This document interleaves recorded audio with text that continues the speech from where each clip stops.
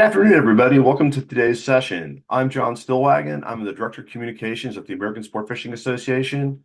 I'm really excited about today's session because I should tell everyone I've actually seen our presenter do this before, and it absolutely changed the way I think about hiring and team building. Um, it's going to be a great session, so thank you all for joining.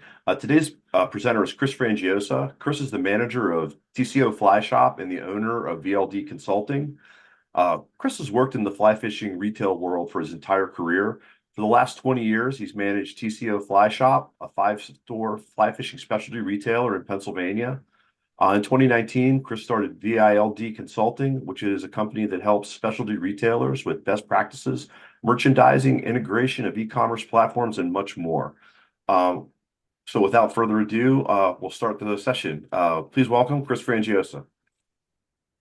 Thanks so much, John. I appreciate it. Welcome, everyone, and good afternoon. I'm looking forward to this webinar. It's something I've got a lot of passion about, and something I think we all struggle with is finding the best team to man our operations when we're not there and able to do it ourselves. I would like to start out by saying that this is not an immediate fix to anything. It's a mentality and a credo for long-term success. We have to start thinking about this and working on it and being diligent every day in order for this to work out the way we want. So a couple notes here.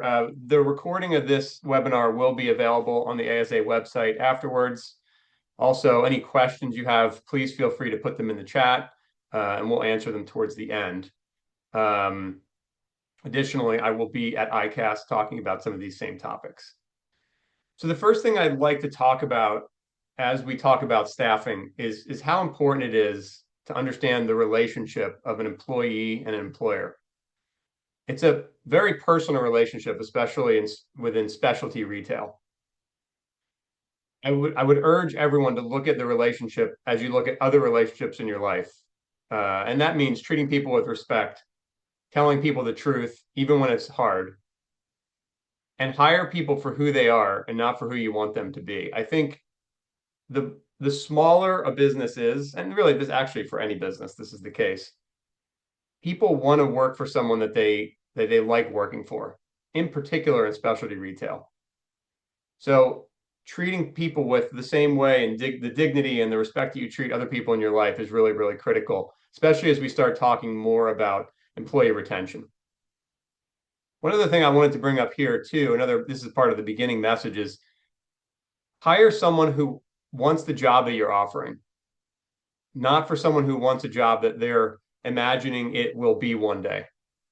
And this is really critical as we start digging into who to hire, because if you hire someone who is looking forward too far, you may not ever reach their expectation, and that leads to discontentment in the workspace. So let's talk first about barriers to hiring. I think retailers as a whole, we all have some barriers to hiring. And we start talking about what those are and breaking those down. We'll learn more a little bit about what's stopping us maybe from creating the team that we're all hoping to have. The first thing is a lot of retailers are concerned with messing up the business chemistry.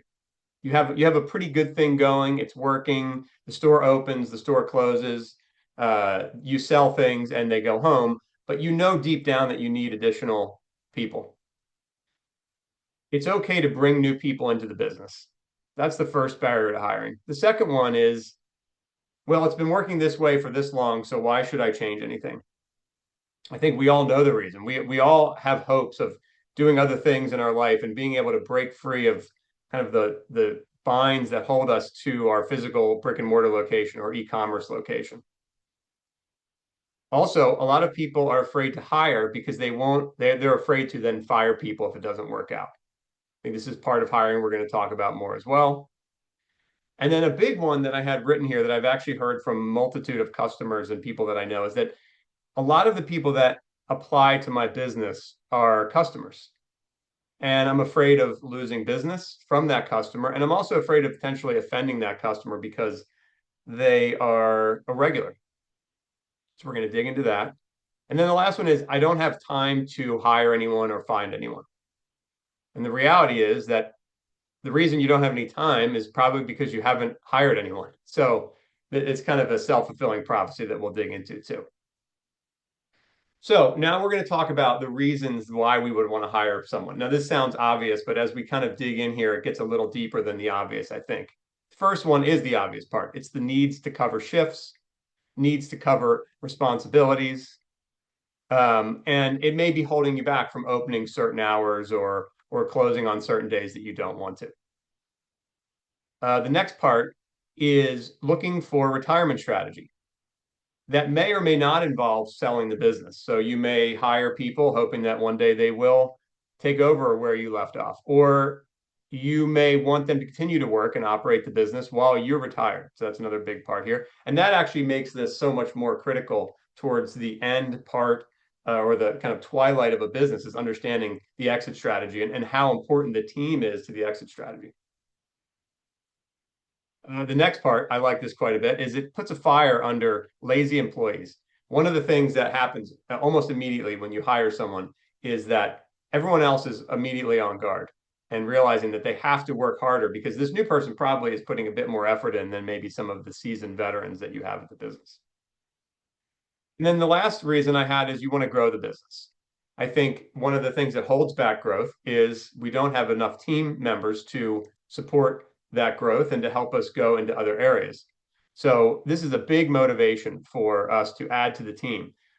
You don't know what else you're capable of doing until you bring in some new minds and some new perspectives that show us a new way that we haven't seen before.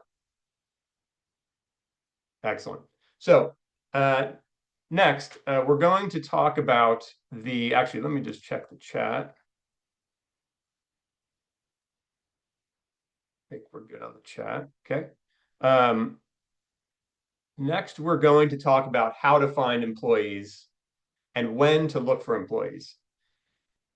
So the number one thing that I bring up at the beginning, and this I consider this the beginning still of every employment talk that I do, is when do I look for employees? And the answer is I look all the time, every single day, whenever I have an opportunity to look for them. So the question you would ask is, well, what if I don't need anyone right now? And we're going to dig into that, but I want you to remember as we start talking through how and when to seek employees, always be looking all the time, always be interviewing. So what's the best way to find a team? And what's the best way to curate a team? Well, one of the best ways to start finding great employees is to create a workplace that people want to be a part of. It sounds obvious, but there is something infectious about a positive work atmosphere that brings people in and makes them want to apply. So create a workplace that people want to be part of, a thoughtful workplace, an ethical workplace, a customer-focused workplace, a clean and respectful workplace. Every person that walks in the door of your retail establishment or visits your website, that is a reflection of you. Is that something, or is that a place that people want to be a part of and that they want to work at? So that's the first thing. Create a place that naturally people want to be part of. And you will start to get applications once you do that. As we talked about a minute ago, always be hiring. So just because you're interviewing does not mean that you have to hire someone. I think that's a really critical element here.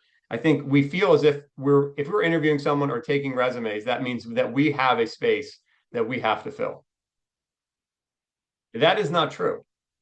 Interviewing people gives you the opportunity to learn about them, to start a relationship, for them to learn about you and start a relationship, and for you to collect resumes for maybe you need it right now. And if you don't, maybe you need it down the road. But it creates that pool of resumes and people that you can call on when the time comes, when you realize that a veteran employee or any employee decides to leave when you're not expecting it. What feels better? To have to start from scratch or to dig into your email list of resumes and look through 15 qualified people that you've already talked to, maybe already know decently well at this point because they may come into the store or they may have reached out again to check with you. This is a comfort level that this gives you that takes so much stress off of an owner or hiring manager.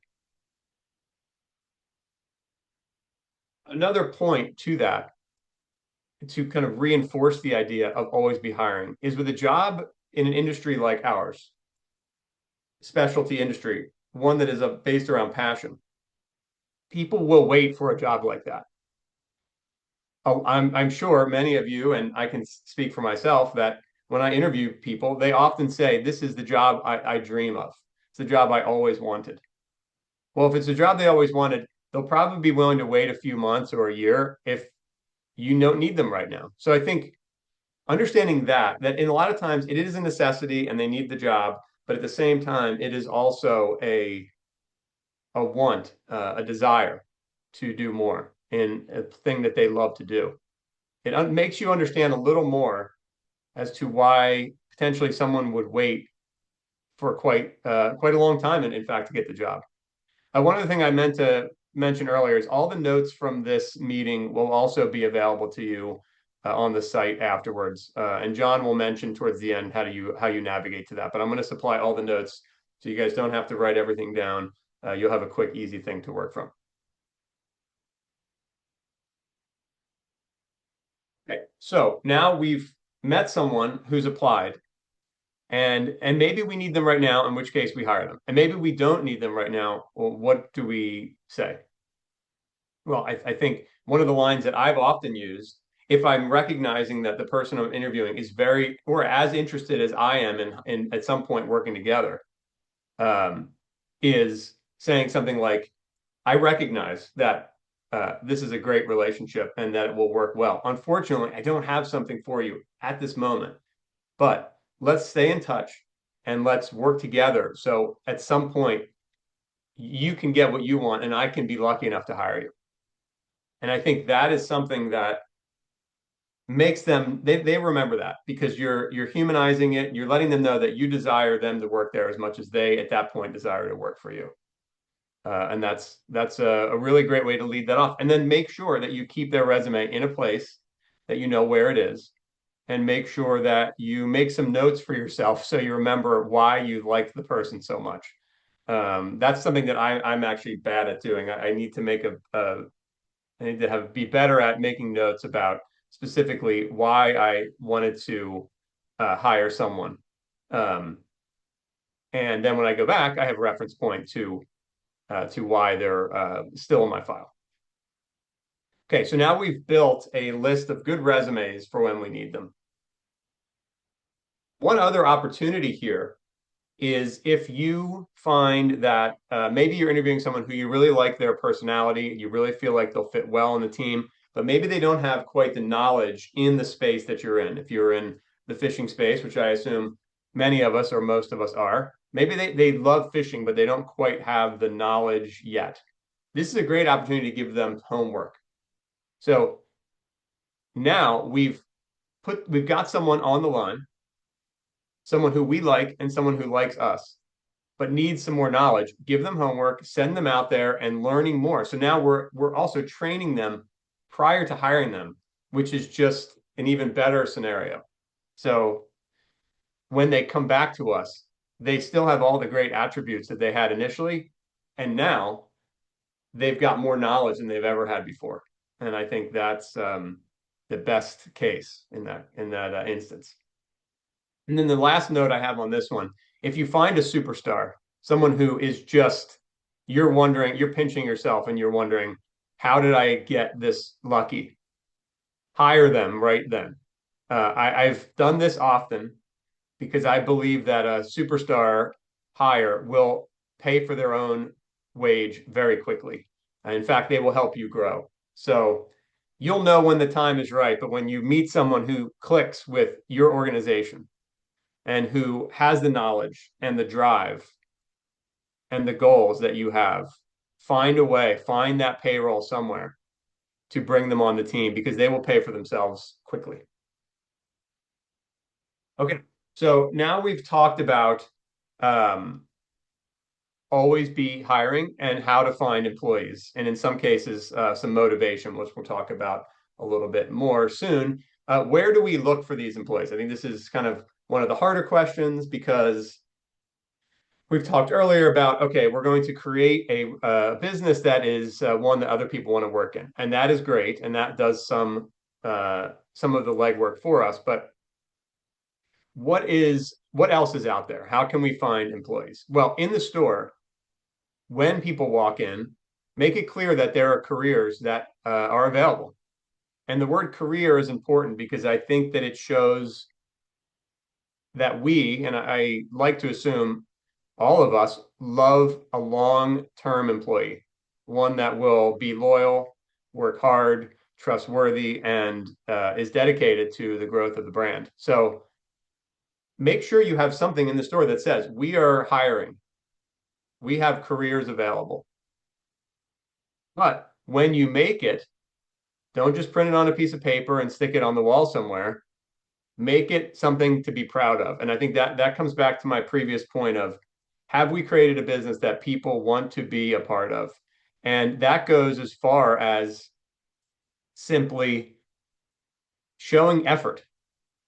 And in this case, if it's a nice poster that's done well, they're going to think that this organization is a well-run, focused, organized organization that I want to be part of. So have something displayed in the store all the time that says, we are looking, are you interested to work for our brand?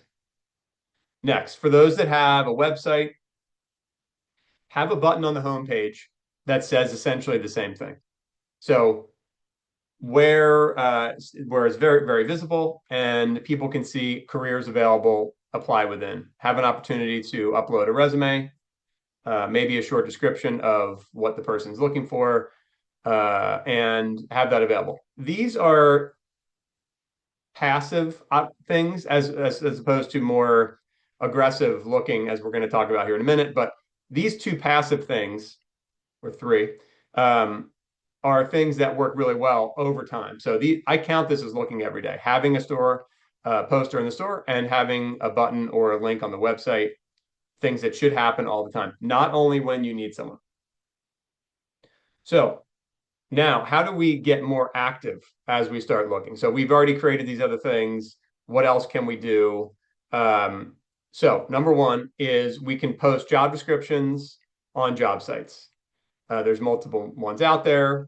They tend to be a little bit difficult to navigate because I'm sure some of you are thinking what I think, which is when I put these out there to the big job search websites, that I get a lot of resumes that I don't feel are qualified, that they're either generated by bots or automatically sent to me.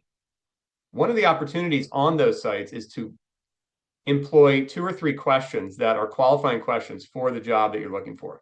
These will eliminate any issues by making them answer questions specifically about what you do and the skills that you need them to have. So make sure you employ those. The next thing we can do is we can send an email to everyone on our mailing list that we are looking for people. This is a more active approach and is a very effective way to get attention. One thing that I'll bring up here is that I often hear, well, I don't want to send an email because looking for employment sounds like a weakness in the brand. And I think that's the opposite of what's true. Think about wording. How do we say we are growing? We need you to help us grow. It's important for growing companies to hire people, and everyone else knows that. So don't feel like it's a sign of weakness when you're sending these things out or you're putting application or hiring information out on the larger websites. Next, we're going to talk about what to show on the job description. So post a full job description, fully detailing exactly what that job entails. But I don't suggest listing the pay scale. Some of them require you to, but really I want to understand more from an applicant what their needs are before I offer a pay scale for them. That seems backwards, but why that is I find that in a specialty industry like the one that we're in, people are looking for a job based around passion first. When someone is looking for a job based around passion first, they will often accept initially a lower salary because they're blinded by the excitement of working in this job they always wanted. Problem with that is they don't stay long. They start the job, they realize it's a job. It's fun, yes, but it's not that different from other jobs. And what did I do to myself? And I accepted this lower pay. So I always suggest asking the person first, what is it that you need to make this job work financially? And then I give them a day or two to think about it.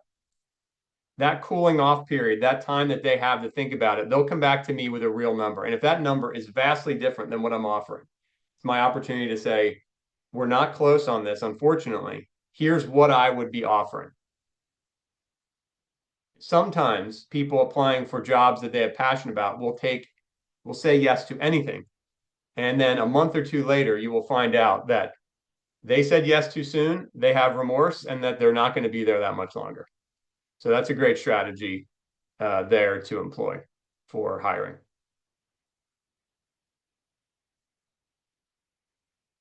All right. Take a little drink here. Next. All right, we're going to talk next about just some tips I have written here, and then we're going to get into interviewing. So, tips. If you lose someone, we just talked about one reason why someone might leave. If someone leaves your company, try to rehire immediately, especially if the person you just hired quit. It's very discouraging initially, but get right back on the horse and start working right away to hire someone else. It's too easy to get back into the rut of, see, this is why I never wanted to hire anyone new. There are good people out there. You don't always get them on the first try, so you have to get back out there and try again. And if you're an owner of a company, if you ever want to escape and do something outside of work, this is critical. I have written here the secret to all this, and it's just diligence. I'm often asked, well, how do you find all these great people to work for you? And the answer is I don't. I just keep searching. And I follow these rules, and the diligence of doing this over and over and over again allows me the freedom to hire the best people that are out there. If you're waiting for the perfect hire, realize you will be doing this yourself for the rest of the time you're in business. You have to hire and train. That is critical. Next, we're going to be talking about the interview. I think a lot comes from the interview and understanding what you can glean from a good interview. So, number one, interview everyone. I know no one on this is surprised to hear me say that, as I'm saying hire every day or interview every day. Interview everyone. You get a lot of resumes that you feel like are not even a close match.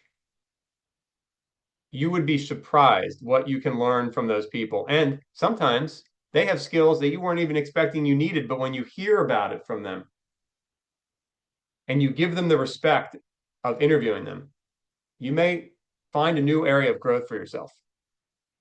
You never know what can come from that.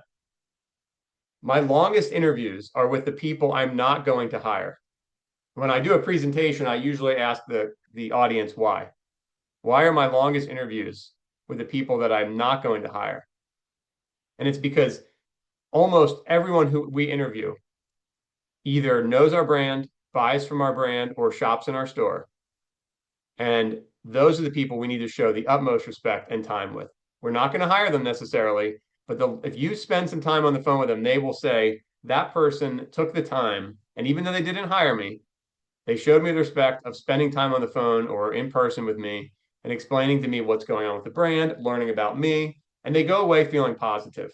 We don't want to be sending people out there with this reputation of, a rude retailer who never gets back to me. I sent a resume, I never heard back. You never know. These are future customers. These are current customers. It's our reputation as a brand to treat every interviewee as if they're a customer as well. Great. Next, phone interview. So I typically do a phone interview for my first one. It's on average 10 to 15 minutes at the most. It gauges the ability of those people to communicate with someone that they don't know. That's really important I'm assuming a salesperson or in a role that's customer facing. It gauges maturity, and it also gauges knowledge on what I need them to have knowledge on. It gives me a chance to ask them a few questions about what they do. I don't quiz them too hard.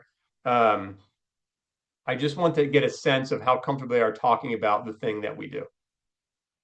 The other thing I do is I gauge proximity, physical proximity when they're working in a physical location. I will not hire anyone that's living more than 45 minutes away. As much as they want, that passion will drive them to say, I will commute for an hour and 30 minutes twice a day to get to the store to work. It does not hold up. So I have a very strict 45-minute driving commute policy as well. I also set a baseline for financial and benefits so the interviewee understands a little bit more about what we offer. This is when I ask them about the pay, as I mentioned earlier. As many times, they will be unrealistic with pay because they're probably coming from oftentimes a career that is a long career, and they're tired of that and they want to work in something they love to do. So again, that's the dream scenario for them, but their pay expectations are unrealistic. As mentioned earlier, I want you to be sure they are taking the job for what it is, not for what it may be later. And you'll catch on these people right away when you'll say, "I'm looking for a retail associate," and they'll immediately ask, "What is the room for growth for me within the first year or two?" So what that means to me is that they're not actually wanting to do the base job, and at that level, I don't feel comfortable answering that question because I don't know what their abilities are. So really focus on take the job for what it is, not what it will be someday. And if they aren't a match on the first interview, tell them why. Tell them what they can work on to be a match. Recognizing them and showing them what they can learn to eventually work for you smooths out any frustration that that person may have about not being hired during that first interview. Don't be afraid to say it's not working for me. You don't need to do a second interview with everyone. The second interview is reserved for those who you feel you have a chance of hiring them. So what do we do with the second interview? Number one, I like it to be in person. This is an opportunity to see someone face to face and understand how comfortable they are in front of people. If they're moving, a Zoom would be okay. And I have done that. But just be willing to try to get them to have an in-person meeting. When you do the interview, I would have them meet with the owner and potentially the person that will be, ideally, the person that's managing them as well. This puts them in front of multiple people so you can see how they interact with two people. It gauges their comfort in person versus the phone interview, which you already did, because most likely this person is going to have to be good on the phone as well. And sometimes people are good at one or the other, and it can change drastically when you meet them in person, how good they were on the phone. If they're working in a store or a manufacturing facility or wherever, have them walk the floor and ask them to point out what they notice and what they like. See if they have the mentality for what we are doing. And that'll give you a good sense of that. One thing I did not mention earlier, which I would like to, is when you're looking for applicants, don't limit yourself to your local area. I think you'd be surprised to see how many people will potentially move for a job they love. So try to spread the net as wide as possible. I'm trying to stay away from fishing puns as much as possible, but spread the net as far as possible, and you'd be surprised who will relocate to work for you as well, because it is a passion-based job. Okay. So now we've gotten a couple people that we liked. We've done an initial phone interview. We've done a secondary in-person interview. And now what's next is I want to get them to be interviewed by their direct supervisor, because that person is going to be most likely spending more time with this hire than you. So what does this do? This shows confidence in your current team member by allowing them to take part in decisions that form the company. And it also gauges their ability to get along in the long term. These are all things that help with retention. Okay. Once hired, be sure to formalize all of your information with the employee in a hiring document that outlines pay, PTO, other rules, and things that you want them to do in their job description right away and have both you and them sign. So there's no questions later on when you've hired someone. So we've succeeded in that. And now the hard work begins. This is where the difference between hiring someone and really creating a team member and retaining them comes in. So, question number one for everyone listening, do you have an employee manual? If you don't have an employee manual, I suggest you create one. This outlines all of the ideals and beliefs that you have and what the company stands for, covers vacation policies, sick days, and things like that. This removes any questions that employees might have and reduces any issues as far as disagreements with management. Okay, so we're going to talk about retention. And this is one of the most important things and something that I've spent a lot of time working on. And we're going to first start talking about what are the positives for someone coming in and working for our company? Why are they here? What made them apply? And in a lot of cases, potentially take less pay than what they were being paid before because they're now doing a passion-based job, one that I myself and I hope all of you love. I feel like every day I get to do this is a dream because I get to do what I love to do, and there's trade-offs there. So one thing, remember, it's a passion-based industry. It is their calling to be part of fishing. So let them be part of fishing. It is a retail operation or manufacturing operation, but make sure that they still are fishing and loving what they came to love to begin with. If that goes away, if all they do is come and work for us and they stop fishing, then we've failed. Our goal, and something that ASA talks about all the time, is how do we keep people on the water having a great time? That also means our team. That means the people that work for us. We have to get them fishing. Their passion will pass over to our customers. Another thing, employee discounts. And a big reason why people come and work is because they want to get the gear they love that they couldn't afford before. Give them a good discount. We get a good price on product. Pass that on to your employees. It will go a long way. Give them flexibility, dress code, hours. Make it the shop something that where they want to be. That's really critical because they're there because they want to work with people with a like mind and desire to themselves. And these are all the positives that help to counterbalance a lower pay potentially based on going to work maybe where they used to work. And these are all the benefits.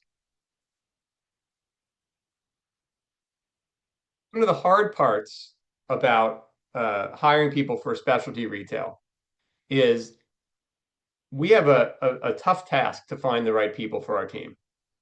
We have a small percentage of people who are qualified.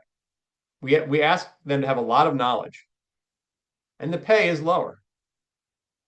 There's a lot of products to learn about, tens of thousands in some cases.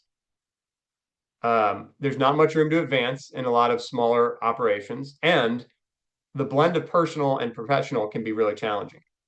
But we can overcome all of those if we focus on employee development and professional development within our brand.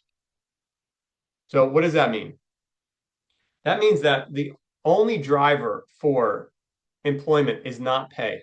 Pay does matter, but we talked about earlier, if pay was the number one motivator, they may or probably wouldn't be here. They're here for other reasons. So what else can we do? We can teach our team to be better at the business, whatever our business is. If we are a retailer, how do we teach our team to be a better retailer? How do we give them pride in the business? We help them to level up every day. Don't keep all the things you know to yourself. Teach the team, delegate the team to do these things, empower them, and they will feel empowered. They will grow in their pride will grow in the brand, the more opportunities and responsibilities that they have. Presumably, you're the most knowledgeable person in the store. you had the passion to start the business, share that wealth of knowledge with the team. Don't hide anything. Get them involved. Also, can you help them get better at what they love? They're into fishing. Can you get them to be better at fishing by spending time with pros that they may never have had a chance to meet before? Can you take them to environments they never would have been able to go? On a boat, maybe you have, or on a trip. Getting reps involved and teaching them more. These are all things when they go home, they say, this is why I took this job. I want you to think about that. How do you send people home and say, this is why I work here? This is why I did this. I have a kind of a thought I've always had, which was if one of my team members was out at a restaurant and met someone who's a customer, and that customer has a super high paying job, whatever you want it to be, I want that employee to say where they work with pride and be able to say, here's where I work, here's what I do, and I'm knowledgeable about this, and be proud of the work environment and what they learn every day. So how else can we do that? We can conduct seminars for our team based around brands or techniques. The culture of trickle-down knowledge is really important as well. You inevitably have some people that have been in the team for quite some time. Be sure they're sharing their knowledge with the people you've just hired as well. Teach them about the business. Don't just teach them about the outskirts of things. Teach them how buying works. Teach them how the company views profitability. Teach them about margin. All these things that help them to, whether they're with you or somewhere else, help them to be a better, more knowledgeable individual. Retention based on knowledge is so critical. No one wants to go to the same place every day and do the same thing over and over again and never learn, no matter who you are. So share with them what you know. Lifestyle. We need them to get the job done, but they're there because of the lifestyle. So we need to be strict, but we also need to let everyone have a good time. So there's value to all these things. Can you wear sandals to work? Can you talk about fishing? Do you have flexible hours? Is vacation do you have a robust vacation plan? These are all things that are really critical. But everyone is different. So one of the most key elements to employee retention is getting to know your team and understanding what their motivations are individually. Potentially, I'm there because I want a discount on product, or maybe I want to be a guide one day, or whatever.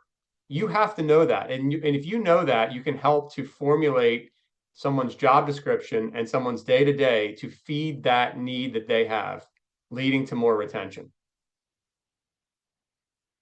So to summarize, hire the best people you can.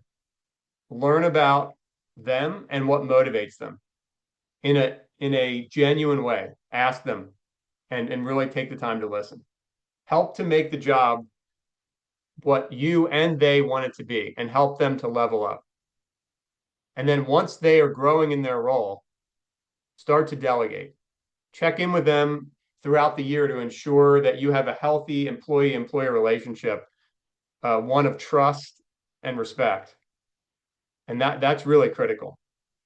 Stay professional, but also remember that you've created a family and a team that need to work together for many, many years, and you'll be very happy that you did so. Thank you guys for joining the webinar today. Are there any questions, Chris? I think we're good to go. I'm going to share the notes to you, and you want to talk about where those will be, and then we're all set. Yeah, absolutely. If you go to asafishing.org, we've just built a brand new web page called the Customer Engagement Tackle Box, and that page is going to have a list of all of the upcoming webinars, so you can sign up for more webinars like this. It'll have recordings of previous webinars as well as additional collateral to help you be successful. And then there's also other content you should check out. There's a section on how to write an engaging newsletter for your customers. That includes a template, a sample of one that's filled out, as well as a list of tips and tricks for being successful in that regard. So again, that's asafishing.org. Top of the page, you're going to go to the Education tab and select the Consumer Engagement Tackle Box. And if anybody has any questions, just go to the ASA website. There's a staff link under the About Us section, and anybody on the team will be happy to talk to you. So with Thanks, that, Sean. Thank you. you want to wrap?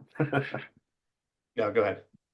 I'm just going to thank everybody for joining us today. I'd like to thank Chris again for doing a great job. I particularly love the fishing as career development section, and thank you everybody for coming. Thanks, Sean.